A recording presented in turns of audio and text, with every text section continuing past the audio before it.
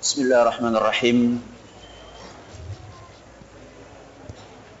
Assalamualaikum warahmatullahi wabarakatuh.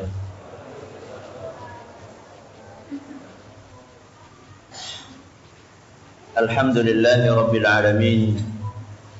Wa bihi nasta'inu ala umuri dunya waddin. Wa sallallahu ala nabiyyina Muhammadin wa ala alihi wa sahbihi ajma'in. Amma ba'd.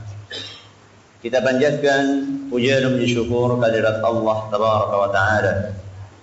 Pada kesempatan malam yang berbahagia kali ini, kita kembali diberi kekuatan, kesehatan, hidayah serta taufik dari Allah Jalla wa Ala, sehingga kita bisa kembali menghadiri salah satu majelis ilmu yang bertempat di Masjid Al-Amin di kota Brebes.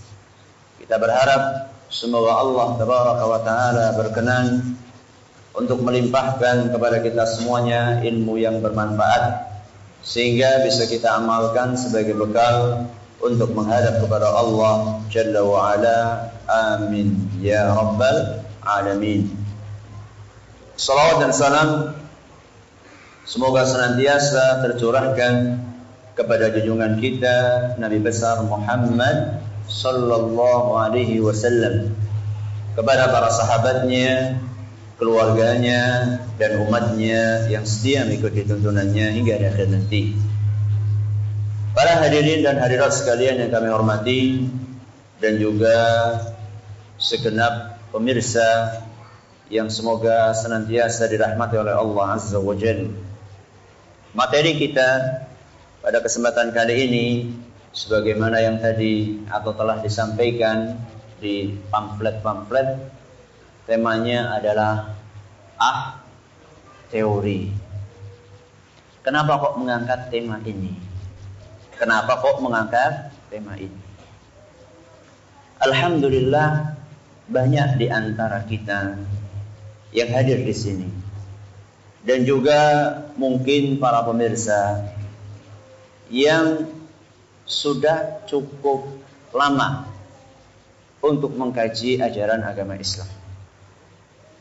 Bahkan mungkin ada di antara kita yang sudah lebih dari satu dasawarsa mengenal sunnah Nabi sallallahu alaihi wasallam.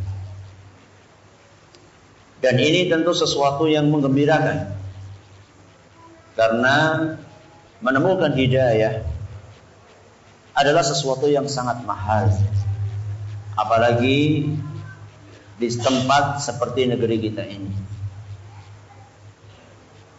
Namun tentunya jangan sampai kita hanya berhenti di situ, dalam arti kita mengenal sunnah ini kemudian sekedar dijadikan sebagai wacana yang ada di kepala, hanya sekedar dijadikan teori.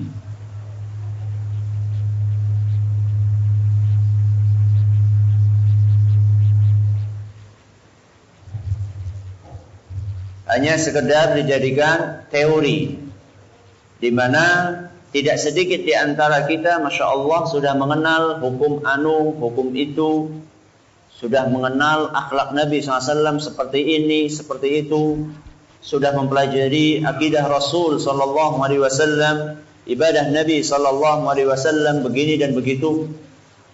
Akan tetapi yang perlu untuk senantiasa kita ingat dan senantiasa kita hadirkan di dalam hati kita adalah berapa dari ilmu yang kita miliki yang sudah kita amalkan. Dari sekian banyak akhlak Rasul sallallahu alaihi wasallam yang kita pelajari, sudah berapa di antara apa yang kita pelajari tersebut sudah kita praktekkan dalam kehidupan kita sehari-hari.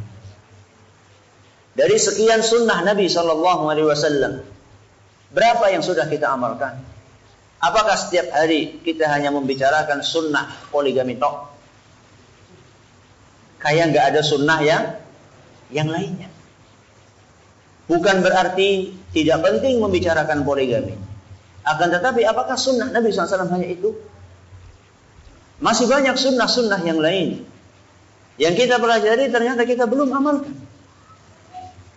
Padahal ilmu seseorang atau seseorang dianggap berilmu manakala dia sudah mengamalkan ilmunya. Kalau seorang punya ilmu kemudian belum dia amalkan, maka maaf, dia masih dianggap sebagai seorang yang jahil. Al-Fudail Ibn Iyad rahimahullah, beliau mengatakan la yazalul alimu jahilan bima alim hatta ya'mal bih. Seorang alim yang paham tentang ilmu agama masih tetap dianggap jahil sampai dia mengamalkan apa yang dia ketahui. Berarti ulama itu bukan diukur dari berapa kardus kitab yang dimiliki.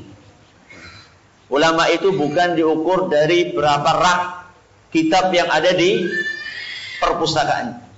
Akan tetapi ulama itu diukur yang paling utama seberapa ilmu yang sudah dia miliki dia praktekkan. Dan ini harus kita perhatikan baik-baik. Ya. Makanya Imam Asy-Syafi'i rahimahullah, beliau menjelaskan, laisal ilmu ma hufidh, al ilmu ma nafa'. Ilmu seseorang itu bukan diukur seberapa banyak hafalan dia yang ada di kepala. Akan tetapi diukur seberapa persen ilmu yang dia miliki yang bermanfaat. Bermanfaat itu maksudnya diamalkan. Jadi kalau antum mau ngetes ilmu seseorang ukurannya seberapa, lihat saja praktek kesehariannya. Kalau misalnya dia hafal 30 juz, akan tetapi sholat masih sering terlambat, masih sering kesiangan, berarti ilmunya tersebut tidak bermanfaat. Lebih baik orang yang hafalannya cuma surat Al-Ikhlas, Al-Falaq, An-Nas, tapi sholat 5 waktunya rutin. Wah, kalau kayak gitu anak Al-Falaq, Al-Ikhlas, An-Nas saja, Ustaz. Bukan seperti itu maksudnya. Ya, bukan seperti itu maksudnya. Maksudnya adalah kita memotivasi diri kita bahwa ilmu yang sudah kita miliki sudah kita amalkan atau belum. Dan itulah yang dipraktikkan oleh para sahabat Nabi sallallahu alaihi wasallam sebagaimana dituturkan oleh Ibnu Mas'ud radhiyallahu anhu. Kata beliau, kana ar-rajulu minna idza ta'allama 10 ayatin. Sesungguhnya kami dahulu, ya ini para sahabat Nabi SAW. Kami dahulu setiap mempelajari 10 ayat berhenti. Berapa ayat? 10. Jenengan sudah berapa ayat? Berayat-ayat. Jadi para sahabat Nabi SAW dahulu kalau sudah belajar 10 ayat berhenti. Dan tidak akan masuk ke ayat yang 11, yang ke-11 dan seterusnya. Lam yujawizhunna hatta ya'rifa ma'aniyahunna wal 'amala bihinna. Tidak akan lewat dari 10 ayat tersebut sampai mereka faham apa isinya dan mengamalkan apa yang ada di dalamnya. Makanya para sahabat Nabi ilmunya pada barokah. Kita ilmunya barokah enggak? Berkah enggak? Apa artinya berkah? Utuh berkat. Berkat yang kita bawa dari kenduran, barokah.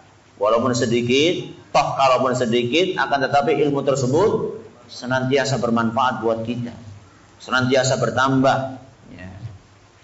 Maka tujuan kami membawakan judul ini, teori, adalah mengingatkan buat kita semua bahwa ilmu yang sudah kita miliki, mari kita praktekkan. Dan di sini kami akan membawakan 3 contoh. 3 contoh teori yang sudah sering kita ketahui, tapi kenyataannya malah sering kita abaikan.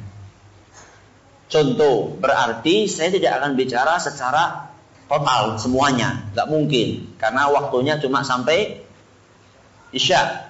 Ya, waktunya cuma sampai Isya. Sehingga saya akan kasih contoh 1, 2, 3. Habis itu antum berusaha untuk analogikan, antum kiaskan dengan teori-teori yang lainnya. Dan Imam Ahmad rahimahullah, beliau itu paling berusaha begitu mengetahui sunnah Nabi SAW langsung dipraktekkan oleh beliau. Contoh, ya, baca hadis. Imam Ahmad baca hadis, anna Nabiyya sallallahu alaihi wasallam ihtajama. Pada suatu hari Nabi SAW bekam. Tahu bekam? Tahu. Wa a'tal hajjama dinaran au dinarain. Dan Nabi SAW memberi upah tukang bekamnya 1 dinar atau 2 dinar. Berapa itu 1 dinar? Sekitar 1 juta sampai 2 juta. Begitu Imam Ahmad baca hadis ini, beliau nggak butuh bekam. Saat itu beliau nggak butuh bekam. Beliau pengen walaupun cuma sekali ketemu hadis diamalkan. Saking semangatnya beliau mengamalkan ilmu, langsung panggil tukang bekam. Tolong dong bekam saya. Selesai, nih 1 dinar atau 2 dinar, 1 juta, 2 juta. Ada nggak di sini kayak gitu? Nah, ada? Nggak ada. Ya, setelah dibekam, jazakallah khairan. Iya, kan pahala kan lebih besar Ustaz. Jazakallah khairan artinya semoga Allah memberi pahala. Pahala kan lebih besar Ustaz daripada 1 juta. Ya, antum itu pelit. Atau memang betul-betul pengen saudara antum dapat pahala. Iya. Syukur-syukur mengikuti Nabi SAW, kasih praktek. Apa yang sudah kita praktekkan, kita ketahui, diamalkan. Begitulah Nabi kita Muhammad SAW mencontohkan kepada kita. Dan begitulah para ulama kita mencontohkan kepada kita. Ya. Kembali lagi kepada contoh. Saya akan bawakan 3 contoh. Ya, 3 teori yang amat disayangkan, banyak kita ketahui akan tetapi justru malah jarang kita praktekkan. Yang pertama, teori kesolehan diri sendiri. Ya, ini yang pertama. Yang pertama apa? Teori kesolehan diri sendiri. Siapa yang soleh? Diri sendiri. Airnya cukup 1 aja, nggak usah 2. Teori kesolehan diri sendiri. Artinya seorang itu dituntut untuk soleh dirinya sendiri. Ya, sebelum memperhatikan kesolehan orang lain. Ya, sebelum memperhatikan kesolehan orang lain. Ini yang pertama. Banyak di antara kita amat disayangkan, ya, memiliki perhatian yang besar kepada teman-teman kita, memiliki perhatian yang besar kepada rekan-rekan kita, memiliki perhatian yang besar kepada keluarga kita. Akan tetapi ternyata tidak sedikit di antara kita yang malah kurang memperhatikan praktek pribadi dia. Dan ingin saya sampaikan di sini bahwa kesolehan pribadi yang dimaksud di sini kesolehan luar dan dalam. Bukan hanya sekedar soleh luarnya tapi dalamnya tidak soleh. Ya, itu bagaimana Ustadz? Soleh luarnya tapi soleh dalamnya nggak soleh. Soleh luarnya dalamnya nggak soleh, itu contohnya orang yang Masya Allah sholatnya kelihatannya luarnya itu khusyuk banget, padahal sebenarnya dalamnya itu sedang riya. Itu contohnya. Soleh luar tapi dalamnya tidak soleh. Makanya ada salah seorang ulama menjumpai, ya, seorang sedang sholat. Ketika sholat, Allahu Akbar, sampai punggungnya ini apa? Jinjit. Punggung kok jinjit? Punggungnya tinggi banget. Allahu Akbar.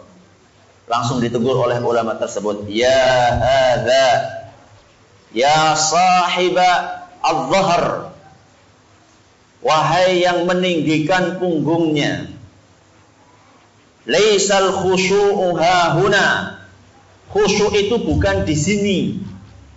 Al khusyu'u hahuna, khusyuk itu di hati. Dalam riwayat lain disebutkan, barang siapa yang memperlihatkan kekhusyuan di fisiknya, melebihi khusyuk yang ada di dalam hatinya, sungguh dia telah menampakkan kemunafikan. Ya, barang siapa, contoh nih, khusyuk di hatinya 50% misalnya, tapi kelihatannya berapa? 100%. Ya, mulai dari takbirnya dari Allah, wah, masya Allah, mantep pepol. Ya. Kemudian ditinggikan, kemudian masya Allah kelihatan lama sekali. Ya. Nah, orang-orang yang seperti ini harus diwaspadai. Sesungguhnya kesalehan yang diharapkan di dalam agama kita bukan hanya kesalehan luar kita, akan tapi juga kesalehan dalam kita.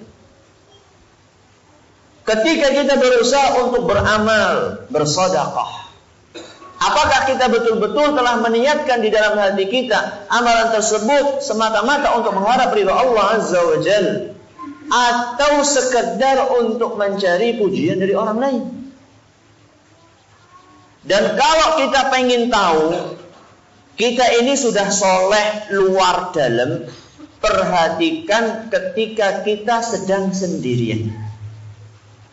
Mungkin kan di antara kita, Ustaz, alhamdulillah, anak insya Allah soleh luar dalam. Buktinya mana? Buktinya mana? Itu namanya kan klaim, pengakuan. Pengakuan kan tidak akan diterima kalau tidak ada bukti. Apa buktinya? Buktinya lihat bagaimana ketaatan kita kepada Allah ketika kita sedang sendirian, gak ada yang lihat. Yang lihat cuma siapa? Allah Subhanahu wa ta'ala. Kalau ketika kita sedang sendirian, sholat kita sekhusyuk kalau lagi di masjid, jempol. Lagi tahajud, ya, lagi sholat sunnah di rumah, ya. Kalau ngimami bacanya panjang, tapi kalau lagi sholat di rumah bacaannya pendek, kebalikannya. Itu perlu diwaspadai. Perlu diwaspadai. Kecuali kalau lagi capek, tidak ada masalah. Ya.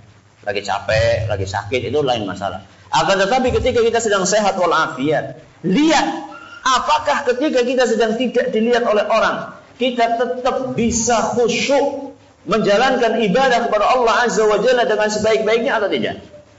Makanya perhatikan hadis yang sering kita dengar, 7 golongan yang mendapatkan naungan Allah di hari kiamat. Ya, sab'atun yudhilluhumullahu fi dhillihi yawma la dhilla illa dhilluh.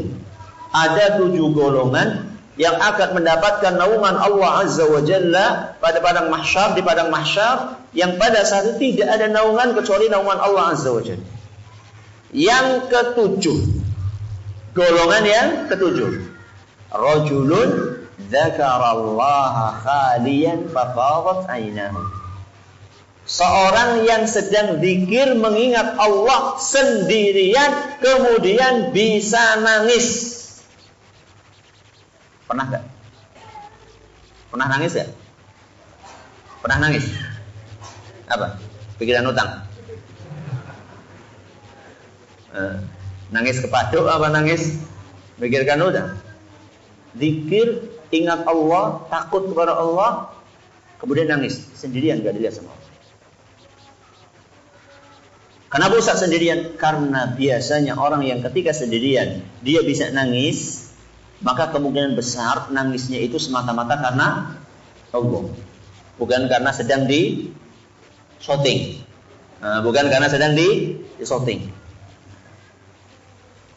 Berarti Ustaz yang di shooting nangis itu nggak ikhlas, dia nggak tahu. Itu kan hati dia. Kita bukan sedang memvonis. Ya. Akan tetapi yang disebutkan dalam hadis tersebut adalah seseorang yang mengingat Allah Azza wa Jalla, yang mengingat Allah Subhanahu wa ta'ala, kemudian dia bisa sampai menangis karena takut kepada Allah. Dan orang-orang yang seperti inilah yang matanya tidak akan disentuh oleh api neraka. Ainani la tamassuhuman nar. Ada 2 jenis mata yang tidak akan pernah disentuh oleh api neraka. Berapa mata? 2. Yang pertama, ainun batat tahrusu fi sabilillah. Yang pertama adalah mata yang tidak tidur dalam rangka untuk berjaga-jaga di jalan Allah. Biasanya kalau malam-malam kan pasukan pada istirahat. Ada 1, 2, 3, 10 yang ronda. Sehingga mereka tidak tidur. Yang lainnya pada tidur, dia nggak tidur. Dia melek. Kalau ada orang seperti ini, maka dia tidak akan disentuh oleh api neraka. Berarti kalau ronda ya bagus Ustaz ya. Tergantung rondanya main gaple apa enggak. Ronda main gaple berbahaya. Ya. Ini adalah yang pertama. Yang kedua, wa ainun bakat min khasyatillah. Yang kedua adalah mata yang nangis karena takut kepada Allah. Ustaz, caranya gimana? Caranya dengan mengingat dosa kita. Ya. Dengan mengingat banyaknya dosa kita dan betapa sakitnya siksaan yang Allah sediakan untuk hamba-hambanya yang tidak beriman. Itu gimana Ustaz? Butuh waktu. Makanya para ulama kita dahulu, mereka latihan untuk bisa khusyuk, bisa menangis itu sampai 20 tahun. Ya. Jahadtu nafsi ala qiyamil laili 20 sana. Seorang ulama salaf mengatakan bahwa saya pernah berusaha semaksimal mungkin berjuang supaya bisa sholat dengan baik, sholat malam selama 20 tahun. Berapa tahun? 20 tahun. Wa taladzadtu biha 20 sana. Setelah 20 tahun baru saya bisa menikmati sholat malam 20 tahun berikutnya. Kita sudah berapa latihannya? Sudah berapa tahun? Hah? Ini teori yang pertama, kesolehan pribadi kita. Seperti yang saya katakan tadi, luar dalam soleh itu bisa dinilai kapan? Kapan? Ketika sedang sendirian. Bukan hanya masalah ibadah, termasuk juga ketika kita sedang sendirian, apakah kita tergoda untuk melakukan perbuatan maksiat atau tidak? Ini berat juga ini. Ya, ketika kita sedang tidak dilihat sama orang. Contoh, ketika sedang di warnet. Ketika sedang di warnet, nggak ada siapa-siapa di situ. Yang ada cuma Allah Subhanahu wa taala yang melihat kita. Apakah saat itu ketika tidak ada orang lain kita tergoda untuk membuka situs-situs pornografi atau tidak? Apakah saat itu kita tergoda untuk membuka gambar-gambar yang tidak berpendidikan, wanita-wanita yang telanjang? Apakah saat itu kita tergoda? Walaupun hanya sekedar lewat, dan itu biasanya jebakan. Ya. Biasanya ada jebakan lewat gitu. Apakah kita tertarik untuk membuka atau tidak? Gak usah ke warnet lah. Sekarang buka internet mudah. Lewat apa? Lewat smartphone. Ya. Lewat smartphone gampang kan? Ya. Masuk ke kamar, kamar dikunci, ya, istri di luar, kita di dalam, buka terus. Ya. Apa yang dilihat? Kalau kita bisa menahan diri, tidak membuka web-web, situs-situs yang tidak baik, semoga kita termasuk orang-orang yang sudah mencapai maqam ihsan. Maqam apa? Ihsan. Dan ini maqam yang paling tinggi dalam agama. Yang pertama maqam apa? Islam. Kemudian maqam di atasnya maqam iman. Yang paling tinggi maqam ihsan. Ketika Nabi SAW ditanya, apakah ihsan? Maka beliau mengatakan, an ta'budallaha ka'annaka tarahu. Ihsan adalah maqam di mana engkau beribadah kepada Allah dalam keadaan seakan-akan engkau melihat Allah. Fa in lam takun tarahu fa innahu yarak. Seandainya engkau tidak bisa seperti itu, belum bisa untuk beribadah kepada Allah seakan-akan kita di hadapan Allah. Ini kan gak mudah. Ya Allahu Akbar, betul-betul di hadapan kita ini adalah Allah melihat kita. Sehingga kita berusaha untuk semaksimal mungkin khusyuk di dalam salat kita. Kalau ini belum bisa, maka Nabi SAW memberikan alternatif berikutnya. Fa illam takun tarahu fa innahu yarak. Seandainya engkau belum bisa untuk merasakan pengawasan dari Allah Subhanahu wa taala, ya, belum bisa merasakan kita beribadah seakan-akan melihat Allah, maka ketahuilah dan ingatlah terus bahwa Allah itu senantiasa melihat kita. Bahwa Allah senantiasa melihat kita. Sehingga ketika kita sedang sendirian, kita tidak tergoda untuk melihat hal-hal yang tidak baik karena kita merasa dilihat sama Allah. Anak tanya sama antum, ya, kalau di warnet atau lagi buka HP, kemudian ternyata setan menggoda untuk membuka web-web yang tidak bagus, yang tidak berpendidikan. Tahu-tahu ustadz antum datang duduk di samping antum, malu nggak? Malu nggak? Malu sama siapa? Ustaz. Lah tadi dilihat sama siapa? Allah. Berarti kita malu sama ustaz tapi nggak malu sama.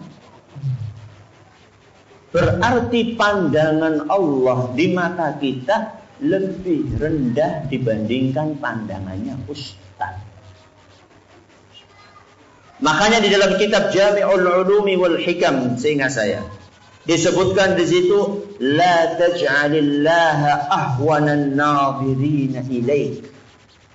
Janganlah kalian jadikan Allah Subhanahu wa taala pengawasannya sebagai pengawasan yang paling remeh di mata kalian.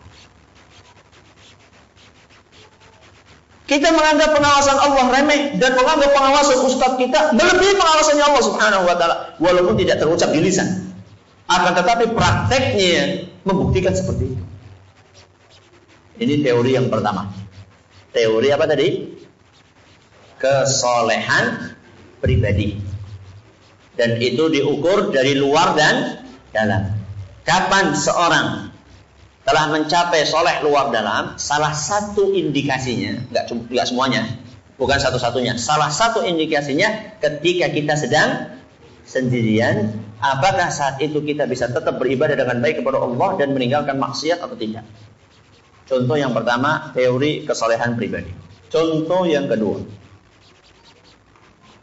yang akan kita bahas pada malam hari ini adalah teori hubungan suami istri. Teori hubungan suami istri. Ada yang bujangan? Banyak. Dibahas gak nih? Bahas. Nanti yang bujangan gimana? Oh, punya ilmunya dulu. Iya. Nanti nikah sudah punya ilmu. Bagus. Al-ilmu qablal qawli wal amali. Ilmu dulu baru berbuat dan berkata. Ya.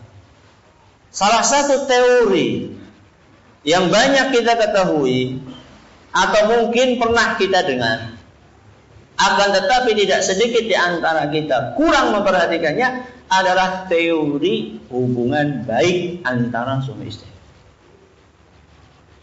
Amat disayangkan, tidak sedikit di antara mereka yang sudah mengaji dan cukup lama ngajinya, perilakunya kepada pasangannya malah semakin tidak baik. Tidak lagi menghargai pasangannya, entah itu suami, entah itu istri. Sehingga semakin hari, semakin hari hubungannya semakin tidak romantis. Atau hubungannya masih romantis nggak sama istri? Anak tanya coba sekarang, anak tanya nih jujur, yang sudah nikah ini. Siapa yang sudah nikah 20 tahun? 20 tahun. Lebih. Oh, lebih. Masya Allah. 30 tahun. Ya, panjenengan udah berapa tahun nikah? 79. Saya belum lahir itu. 79 berarti sekarang udah berapa tahun? Enggak, usia pernikahannya 37, 35. Ya, sekitar itu. Nun sewu, panjenengan sekarang kalau ketemu sama istri masih memanggil sayang gitu apa enggak? Enggak, Ustaz. Izin, Ustaz. Sudah punya cucu ya. Tapi lihat Nabi SAW. Lihat Nabi SAW begitu mesranya dengan istri beliau Aisyah. Usia Nabi saya itu berapa? Usia Nabi sudah kepala 5. Ya. Atau bahkan usia beliau sudah kepala 6. Nabi kita Muhammad SAW bisa tetap menjaga romantisme hubungan dengan pasangannya walaupun usianya sudah semakin tua. Ini bukan berarti yang ngomong ini sudah Masya Allah ya. Sama saja, anak juga butuh latihan. Ya, anak juga butuh latihan. Kadang-kadang kalau jawab SMS istri itu kadang-kadang kan, Mas sampai di mana? Pasar, titik. Kenapa kita enggak pasar sayang gitu kan? Nabi SAW biasa memanggil, ya, memanggil istrinya yaitu Aisyah radhiyallahu anha, ya Humaira. Apa? Ya Humaira. Apa artinya? Yang pipinya kemerah-merahan, pink. Coba bayangkan, ada nggak di antara kita seperti itu? Kalau kita baca, Masya Allah ya, kalau kita baca bagaimana romantisme Nabi SAW dalam menjaga hubungan rumah tangga, kita akan tergeleng-geleng dan kita memang betul-betul masih sangat jauh, ya, masih sangat jauh dari potret Muslim ideal. Ya. Antum bisa lihat satu kajian, ya, yang disampaikan oleh Ustaz Syafiq Basalamah yang judulnya Andai Aku Tidak Menikah Dengannya. Ya, itu satu kajian membicarakan tentang romantisme hubungan keluarga Nabi SAW, rumah tangga Nabi SAW. Saya juga pernah menyampaikan pengajian yang mirip, judulnya Romantisme Rumah Tangga Nabi SAW. Antum bisa cari di ufit.tv atau dicari di YouTube, masukkan saja romantisme rumah tangga Nabi SAW. Saya ketika menyiapkan materi itu, baca ini, baca itu, saya sampai geleng-geleng kepala. Kok sedemikian romantismenya Nabi SAW? Di dalam sebuah riwayat pernah diceritakan bahwa Nabi SAW ketika istrinya, saya lupa apakah Aisyah atau yang lainnya, ketika istrinya akan naik onta, karena ontanya tinggi, maka Nabi SAW duduk bersimpuh, kemudian menjadikan pahanya ini sebagai tumpuan untuk diinjak oleh kakinya Aisyah. Yakin 100%. Kayaknya nggak ada di sini. Ada nggak? Apa? Nggak punya onta. Sudah. Sekarang anak tanya. Siapa di antara antum yang punya rumah? Punya rumah? Punya. Siapa di antara antum ketika istri pulang, antum bukakan pintunya? Silahkan dek masuk. Jawab. Alasan onta lagi? Nah, ada nggak? Nggak ada kan? Ada. Berarti onta itu cuma alasan tadi. Ya sudahlah, gak usah onta, mobil. Siapa yang tadi kesini bawa mobil? Angkat tangan. Duh, gak ada. Satu. Sama istri gak? Iya. Bukain pintu gak tadi? Nah, bukain pintu kayak permaisuri kan? Masya Allah, bukain pintu permaisuri. Silakan dek, turun dek. Waduh, Masya Allah itu. Istri itu berbunga-bunga. Tadi siang ketika saya sampaikan ini, ya, di Cirebon, ada yang nyeletuk di belakang, Ustaz, aleman Ustaz. Saya katakan, antum katakan aleman berarti istri-istri Nabi aleman. Langsung diem deh. Oh iya ya Ustaz. Jadi hati-hati. Ya, ini praktek dari Nabi SAW untuk menjaga keharmonisan hubungan rumah tangga. Ya, Dan juga Nabi kita Muhammad SAW, romantismenya itu bukan hanya di luar, di dalam, di kamar mandi pun Nabi romantis. Mandi bareng, bayangkan. Padahal usia beliau saat itu sekitar kepala 50-an ke atas. Coba yang usianya 50 tahun ke atas, pernah nggak mandi bareng sama itu? Saya yakin nggak pernah. Ya, paling pas lagi malam pertama. Ya, malam pertama tulang-tulangan, gitu kan ya. Malam kedua mulai, malam ketiga mangan derek. Nah, perhatikan. Pernah Nabi SAW, ya, sengaja gelas ada airnya. Aisyah radhiyallahu anha minum dari gelas tersebut. Bukan saya. Aisyah radhiyallahu anha. Bismillah. Ini kan ada bekasnya ya. Ada bekasnya. Oleh Nabi SAW diambil gelasnya, kemudian dicari bekasnya Aisyah, Nabi minum dari situ. Lihat romantisme Nabi SAW di dalam menjaga hubungan dengan istri. Makanya walaupun istri beliau 9, akan tetapi rumah tangganya tetap harmonis. Kita istrinya 1 setiap hari ribut. Kenapa? Karena tidak mempraktikkan apa yang dicontohkan oleh Nabi SAW. Kita ini harus terus introspeksi diri, terus terang.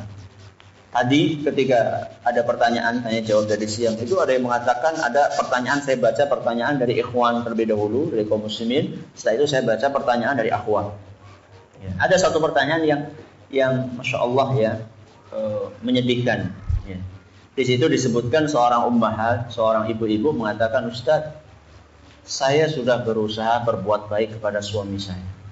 Akan tetapi suami saya itu Ustaz, kalau ngomong selalu menyakitkan. Kalau ngomong selalu, apa sikap saya yang seharusnya saya lakukan? Terus terang saya sedih membaca yang seperti ini. Karena yang hadir rata-rata sudah pada ngaji. Berarti kan itu dilakukan oleh orang yang sudah tahu sunnah Nabi SAW. Ya.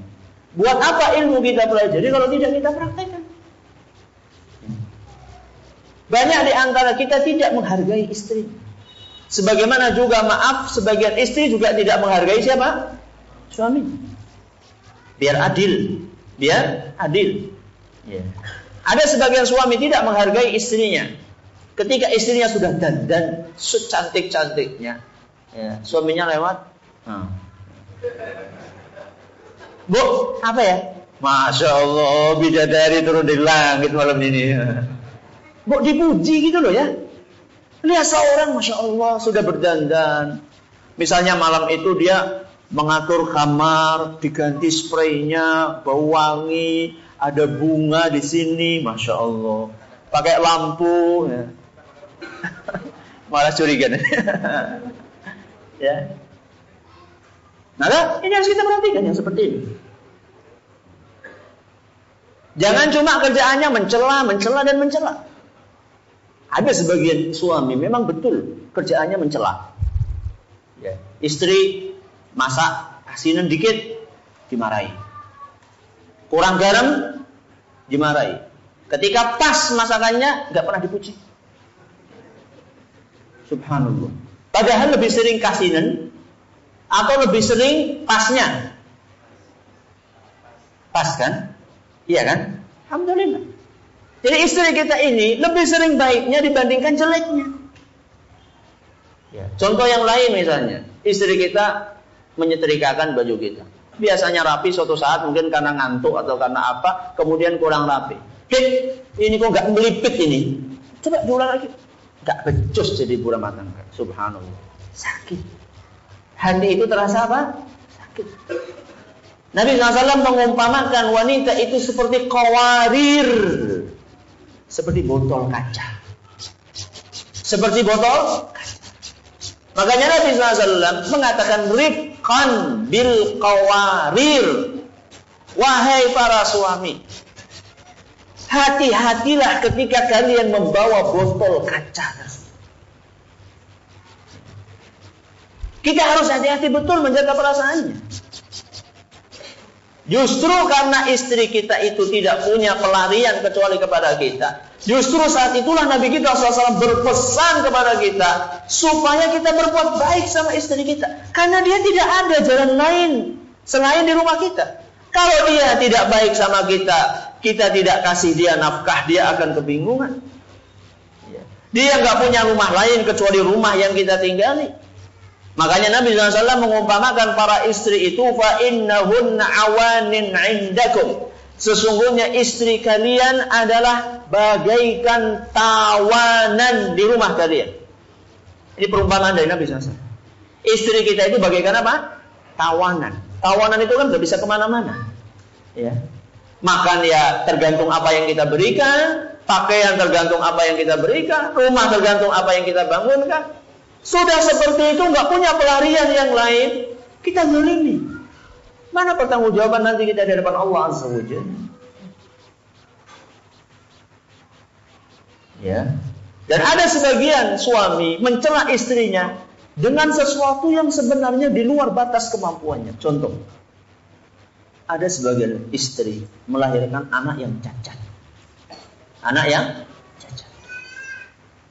Karena istri melahirkan anak yang cacat, suaminya setiap hari marahi istrinya. Kamu ini istri gak becus. Masa melahirkan anak yang keluar apa? Cacat. Itu kan di luar batas apa? Kemampuan. Coba bayangkan bagaimana perasaannya istri. Istri itu sedih gak anaknya cacat? Sedih. Sudah sedih seperti itu, masih ketambahan dicela sama suaminya. Atau istri misalnya, yang selalu melahirkan anak laki-laki itu. Atau sebaliknya, melahirkan anak perempuan, yang disalahkan istrinya.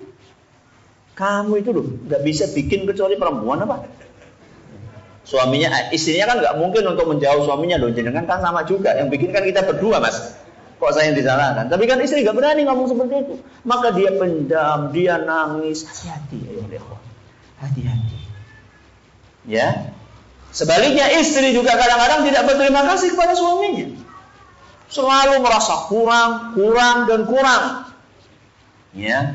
Dikasih 100.000, alhamdulillah. Dikasih 50.000, alhamdulillah separuh.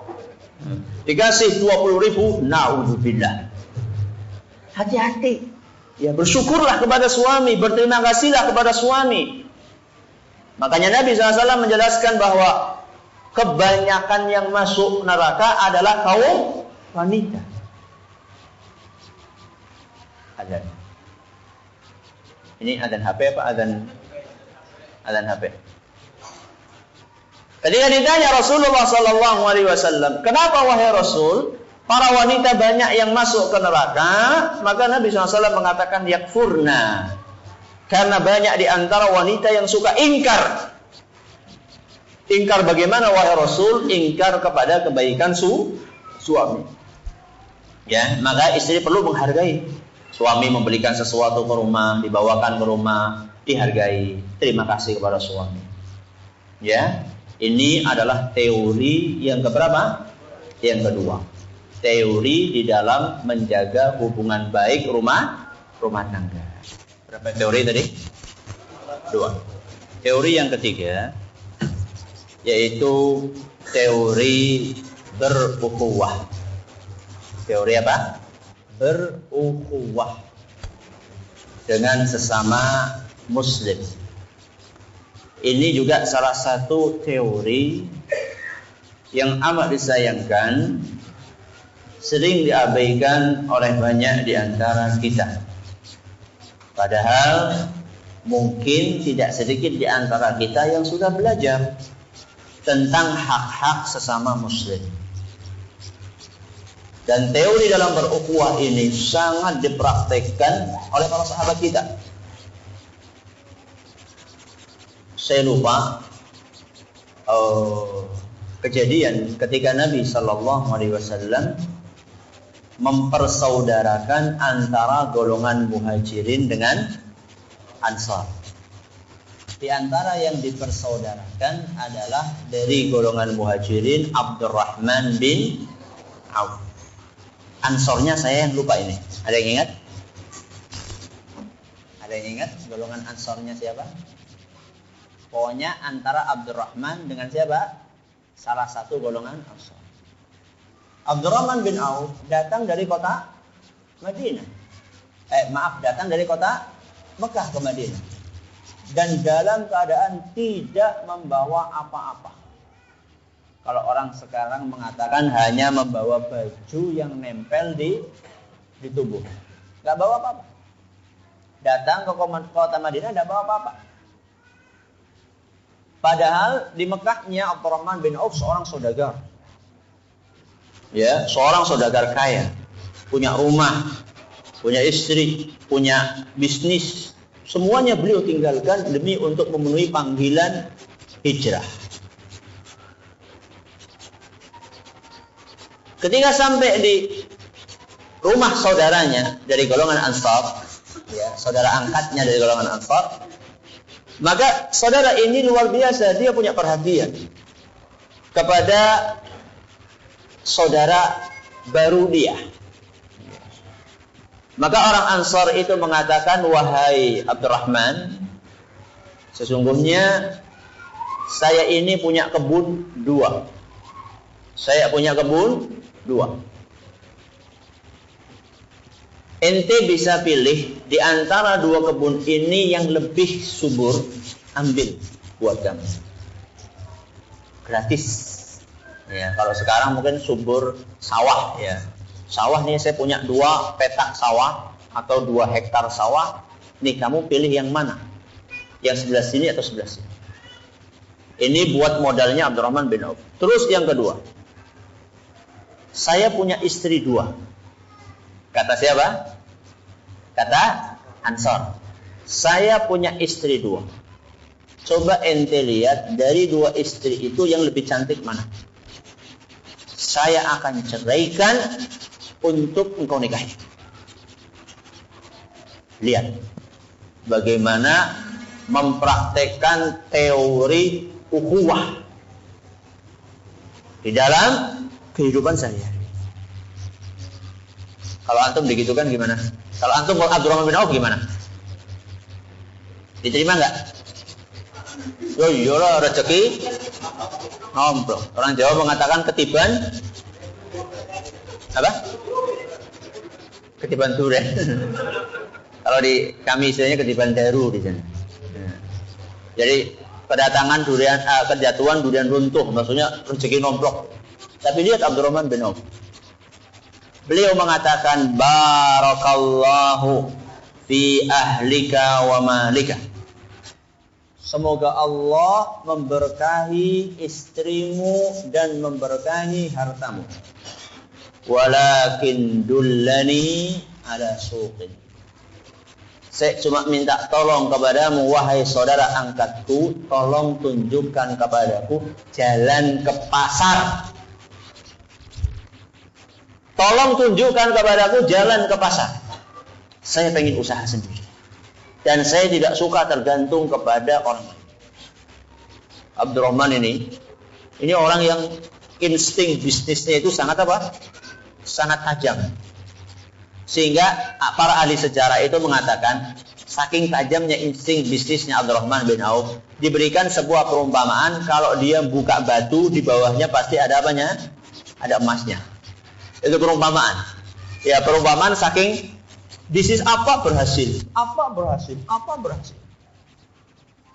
Karena ada sebagai orang apa gagal. Gagal maning. Ini enggak, Abdurrahman ini berhasil terus, buka ini berhasil. Sehingga dia bilang sama saudaranya itu di golongan Ansar, tolong tunjukkan saya kemana pasar itu. Akhirnya dia dikasih tahu nih pasar jalannya ke sana. Bekerja. Sampai beberapa saat kemudian Nabi SAW ketemu sama Abdurrahman. Tangannya itu menggunakan semacam apa ya? Kalau orang baru nikah di sana itu tangannya warnanya agak kemerah-merahan, pakai henna atau apa gitu ya, buat hiasan di tangan gitu. Ya apalah, saya lupa apa istilahnya, nggak tahu. Ya. Itu ketahuan bahwa dia itu sedang apa? Sudah barusan nikah, pengantin baru. Padahal baru sebentar ya, bisnis sebentar di pasar, dapat untung. Maka langsung Nabi SAW bertanya, wahai Abdurrahman, Masya Allah sudah nikah. Apa maharnya? Waznu nawatin min dhahab. Wahai Nabi, saya memberi mahar istri saya emas sebesar biji kurma. Lumayan, berapa gram itu? Coba aja biji kurma ditimbang. Masya Allah, baru sebentar sudah seperti itu. Lihat, antara Ansar sama Abdurrahman. Yang satunya berusaha untuk menawarkan kepada saudaranya. Yang satunya tidak tidak rakus. Ya.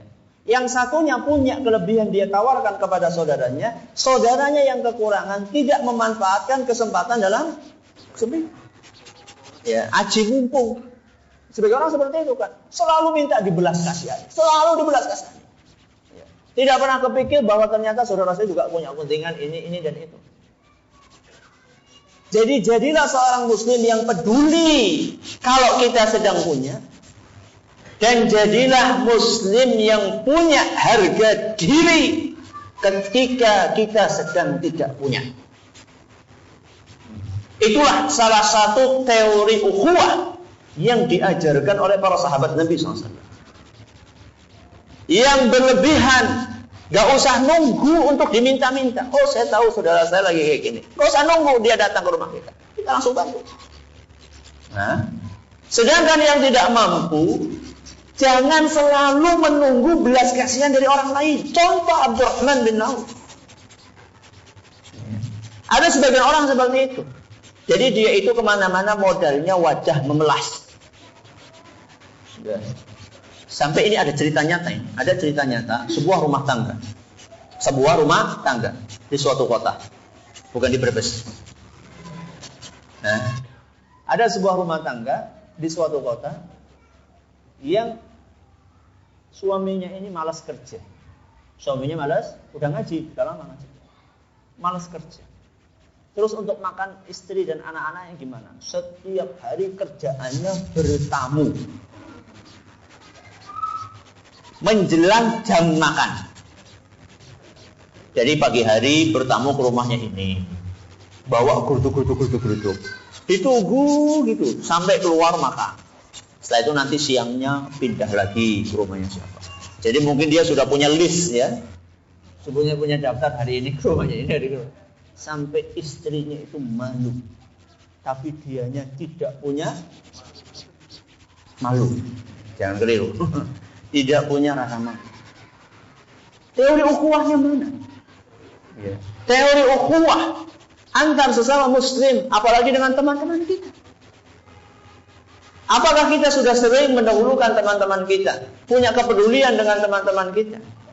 Mendahulukan kepentingan saudara-saudara kita? Apakah kita sudah seperti itu? Ataukah kita mengatakan kalau sudah bicara bisnis, gak usah bicara teman. Kalau sudah bisnis, gak usah bicara teman. Kalau sudah bisnis, sudah kita harus sikut kanan, sikut kiri. Subhanallah. Bisnis, teman-teman. Mana praktek dari teori ukhuwah yang diajarkan dalam agama kita, dalam kehidupan sehari-hari? Kita Masya Allah naik kendaraan. Ya, kita lihat ada satu keluarga kepanasan nunggu mobil nggak dapat, nunggu bis nggak dapat. Padahal kita tahu bahwasannya orang ini akan lewat satu jalur dengan kita. Mana kepedulian kita? Gak usah dia ngawe-ngawe kita. Oh, itu saudara saya. Berhenti. Alhamdulillah mobil belakang masih itu. Apakah kalau ketambahan orang bensinnya terus tambah banyak? Kan enggak. Dan itu dipraktikkan oleh Nabi kita Muhammad SAW dalam sebuah hadis, ya, yang diriwayatkan oleh Imam Abu Dawud, dan hadis ini dinyatakan sahih oleh Syekh Al-Albani. Di mana Nabi kita Muhammad SAW suatu saat ketika para sahabat sedang bepergian di tengah jalan ada salah seorang sahabat yang tengok kanan, tengok kiri. Tengok kanan, tengok kiri, celinguk. Nabi langsung paham. Apa kata beliau? Man kana 'indahu fadlu dhahrin falya'ud bihi 'ala man la dhahra lah.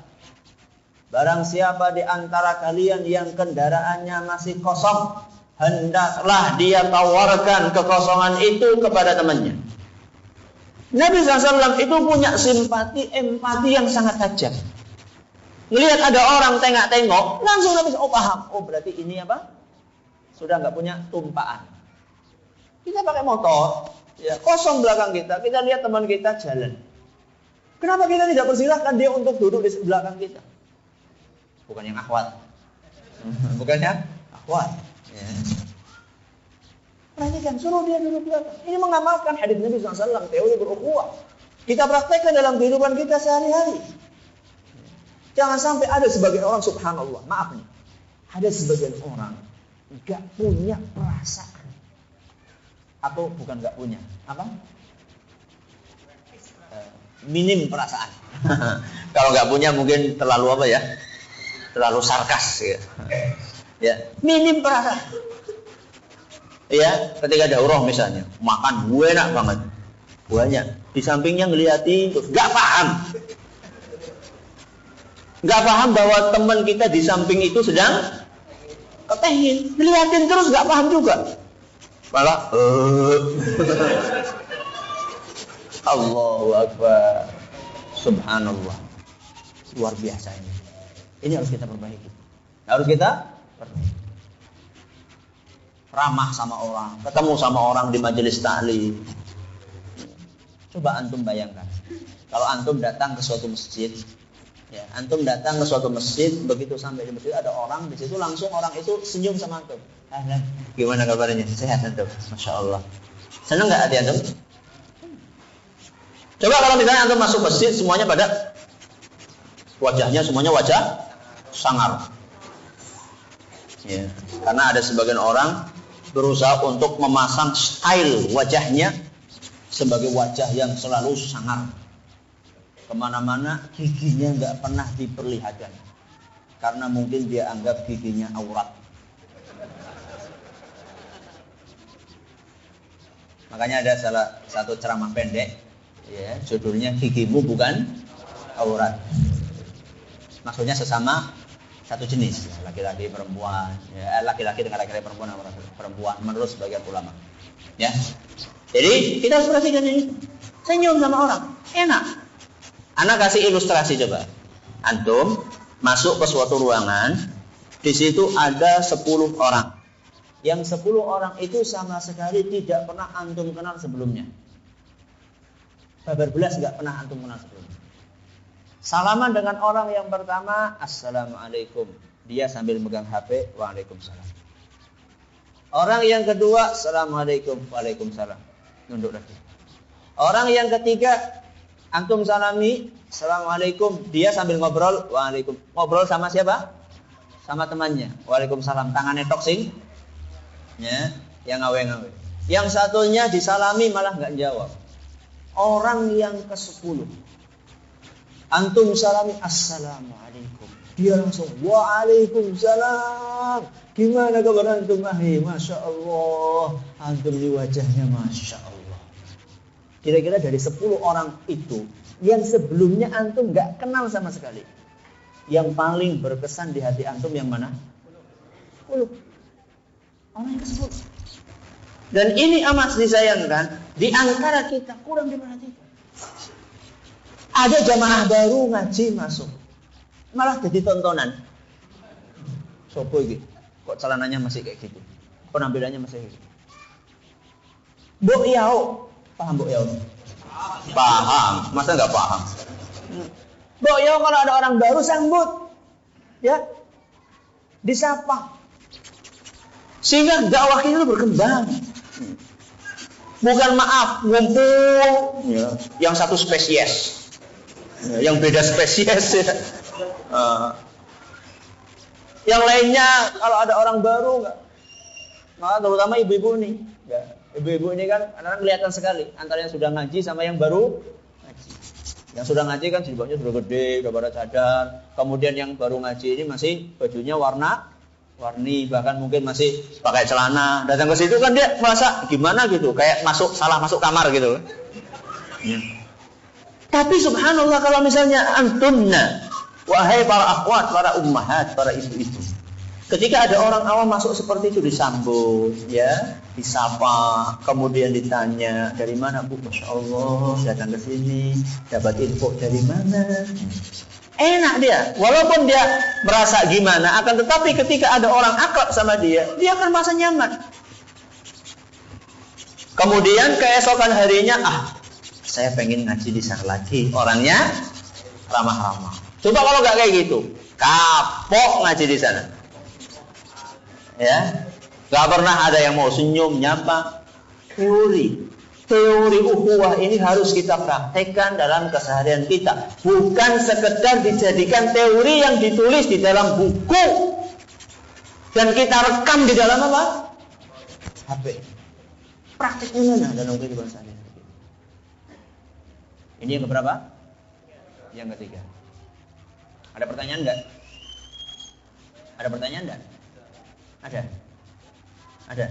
Ya, silakan.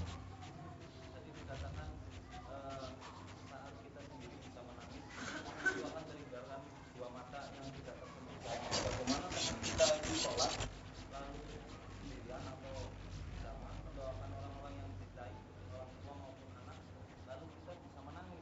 Apa itu bisa dikategorikan dengan dua mata yang tidak tersentuh? Neraka. Ya. Ketika kita sholat, kita mendoakan orang-orang yang kita cintai. Kemudian kita doakan sampai kita nangis. Ya, apakah itu termasuk kategori mata yang tidak akan tersentuh api neraka? Jawabannya tergantung. Antum nangisnya ini karena takut kepada Allah, atau sekedar nangisnya karena perasaan manusiawi seorang insan. Ana tanya, antum jatuh terus kakinya kesleo. Ketika diluruskan sakit nggak? Sakit. Nangis nggak? Nangis. Ini namanya nangis tabiat, manusiawi. Ya. Kayak antum ngelihat ada seorang yang kesakitan, mengerang kesakitan. Kemudian antum ikut tenyuh nangis. Ini namanya nangis apa? Tabi'i. Ya, tabiat, bawaan sudah. Kasih sayang Allah berikan dalam hati kita. Kalau itu nggak berpahala.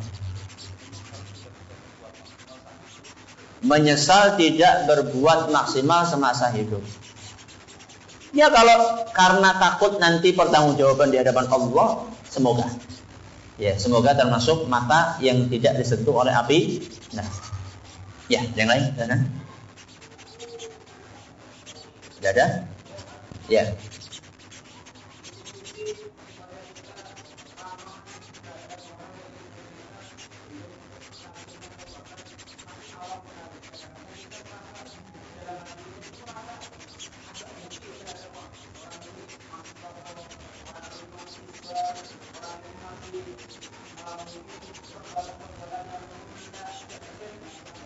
Ya. Syekhul Islam Ibnu Taimiyah rahimahullah, beliau menjelaskan kepada kita, ketika kita melakukan ketika kita melihat seorang yang berbuat maksiat, maka kita punya dua timbangan. Kita punya dua timbangan di dalam melihat dia. Timbangan yang pertama adalah kita membenci maksiat. Kita membenci maksiat. Timbangan yang kedua, kita menyayangi saudara kita yang sedang sakit. Sakit apanya? Sakit hati. Ana tanya, kalau ada orang jatuh sakit gitu, kasihan nggak? Kasihan. Apa kita awus gitu? Ya enggak kan? Makanya ketika kita melihat ada orang melakukan perbuatan maksiat, kita harus bisa menyeimbangkan ya antara dua timbangan ini. Timbangan yang pertama adalah kita merasa benci dengan maksiat yang dia lakukan, dan ini harus, karena maksiat itu menentang ya aturan Allah Subhanahu wa taala dan kita benci. Ini harus. Akan tetapi jangan lupa, kita juga harus punya pandangan kepada saudara kita, pandangan kasihan, pandangan sayang. Ini orang lagi sakit, maka saya berusaha bagaimana bisa menyembuhkan dia. Dan jangan sampai dua timbangan ini mengalahkan timbangan yang lain. Contoh, Saking antum bencinya sama maksiatnya sehingga antum nggak pernah menasihati dia. Ini namanya terlalu berat sebelah timbangannya. Atau sebaliknya, karena saking antum sayangnya sama dia, kasihannya sama dia, sehingga antum nggak berusaha mengobati. Antum tetap bareng-bareng sama dia berbuat maksiat, antum senyum-senyum karena sayang. Ini namanya berat sebelah. Yang betul adalah dua-duanya. Bagaimana Ustadz mempraktekkan dua-duanya? Mempraktekkan dua-duanya adalah dengan antum membenci maksiatnya, kemudian dengan belas kasihan yang ada di dalam hati kita, kita nasihati dia dengan cara yang baik. Contoh nih analogi wudun. Apa? Wudun. Tahu wudun? Bisul. Ya. Kalau ada orang wudunan. Gimana cara mengobatinya? Kita lus-lus apa langsung bak? Gimana coba? Hah? Kan dielus, disalapi dulu toh? Ya, disalapi dulu. Alon-alon, asik-asik. Besoknya dilihat magmanya sudah matang apa belum ya. Kemudian salapi lagi. Sampai kemudian ini baru blot keluar. Kita kita bersihkan, kemudian kita salep lagi, besoknya kita lihat lagi. Seperti itu. Ya. Jadi kita ini punya dua timbangan. Maksud saya pandangan satu benci maksiat, pandangan yang kedua adalah kita mempunyai kasih sayang kepada orang tersebut karena dia sedang sakit hatinya. Dan ini sering diingatkan oleh Syekhul Islam Ibnu Taimiyah rahimahullah yang beliau istilahkan dengan ainul qadari wa ainul syar'i. Ya, ainul qadari, kita melihat dengan pandangan takdir Allah bahwa orang ini melakukan maksiat karena sudah takdirnya Allah, ya. Kemudian pandangan yang kedua ainul syar'i, kita melihat secara sisi syariat bahwa apa yang dilakukan ini menyelisihi syariat. Makanya kita benci perbuatannya. Paham? Yang lain? Cukup? Kalau tidak ada, alhamdulillah berarti kita coba sampai di sini. Kalau tidak ada, berarti sudah pada paham ya? Paham? Tinggal silakan.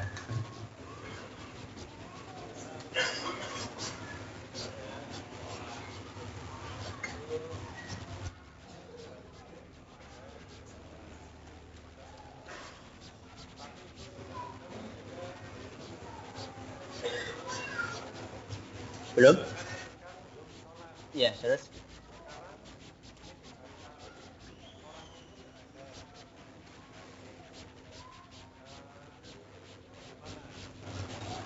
Minta maafnya. Kalau dahulu kita pernah berbuat tidak baik sama orang lain, sekarang kita pengen minta maaf, orangnya nggak ketemu gitu. Bagaimana cara minta maafnya? Pertama, kita harus maksimal untuk mencari orang tersebut. Apalagi sekarang sudah banyak fasilitas jejaring sosial. Antum mau cari pakai Facebook, nama dia, itu bisa, ya. Atau antum tanya kepada teman-teman lama, kemudian antum lacak sampai ketemu. Kalau segala cara sudah dilakukan, segala cara, bukan hanya sebagian, dan kita sudah berusaha keras untuk mencari, tapi belum juga ketemu, maka perbanyaklah mendoakan saudara kita tersebut. Semoga doa kita untuk dia bisa menetralisir, melebur dosa kita kepada dia. Ini yang bisa dilakukan. Akan tetapi itu baru dilakukan ketika kita sudah maksimal untuk berusaha mencari dia. Dan jangan pernah memandang remeh dosa yang kaitannya dengan haknya Bani Adam. Tidak akan digugurkan sama Allah.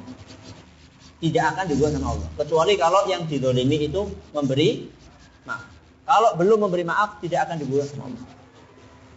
Itu termasuk dosa yang tidak akan pernah gugur kecuali setelah dimaafkan oleh orang yang mendolimi. Maka na'udzubillah min dzalik di zaman ini, sampai orang-orang yang berpenampilan sunnah pun kadang-kadang menzalimi saudara-saudaranya.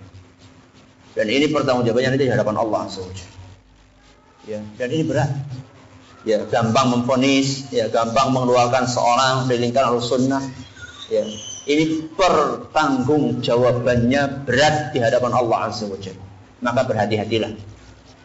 Nah, bisa jadi dia ini kekasihnya Allah Azza wa Jalla. Kemudian kita musuhi, kita jauhi, kita tuduh yang tidak-tidak. Padahal dia kekasih Allah Subhanahu wa Ta'ala. Makanya Nabi SAW menyebutkan dalam sebuah hadis qudsi, Allah Subhanahu wa Ta'ala berfirman, "Man 'ada li waliyan faqad adantuhu bil haqq." Barang siapa yang memusuhi kekasihku, sungguh dia itu telah mengumumkan perang kepadaku. Kepada siapa? Allah. Perang kok sama Allah. Maka hati-hati. Ini yang dapat kami sampaikan. Terima kasih atas perhatiannya. Mohon maaf atas segala kekurangannya. Semoga bermanfaat. Kita tutup dengan membaca Subhanakallahumma wa bihamdika asyhadu an la ilaha illa anta astaghfiruka wa atubu ilaik. Wassalamualaikum warahmatullahi wabarakatuh.